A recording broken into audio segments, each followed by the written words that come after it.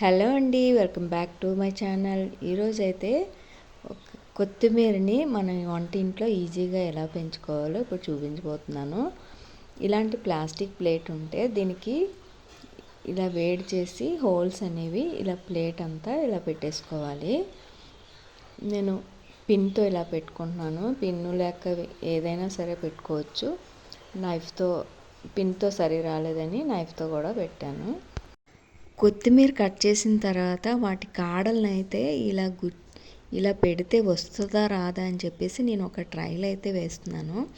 ఇది సక్సెస్ అయింది లేనిది మీకు చివరిలో చూడండి.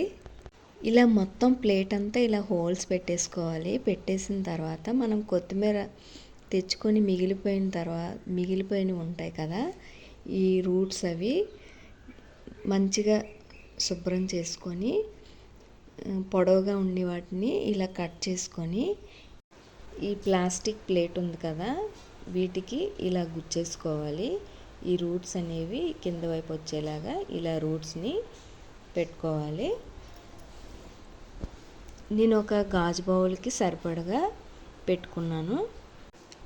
ఒక బౌల్ నిండా వాటర్ వేసుకొని ఈ ప్లేట్తో ఆ బౌల్లో ఈ రూట్స్ ములిగేలాగా ఆ బౌల్లో పెట్టుకోవాలి. ఇదిగోండి, ఇలా వాటర్ వేసుకొని ఆ బౌల్ పైన ఇలా ప్లేట్ పెట్టుకోవాలి. ఇదిగోండి, నేను చూపిస్తున్నాను కదా, ఇది ఆఫ్టర్ 3 days తర్వాత కొద్దిగా ఆకులు అయితే స్టార్ట్ అయ్యాయి. ఎప్పుడైనా మనం వంట చేసేటప్పుడు కొత్తిమీర ఉంటే బాగుండు అనుకునేటప్పుడు ఈ లీవ్స్ అయితే తీసుకొని మనం వంటల్లో అయితే వాడుకోవచ్చు. ఈ ఐడియా అయితే ఎలా ఉంది?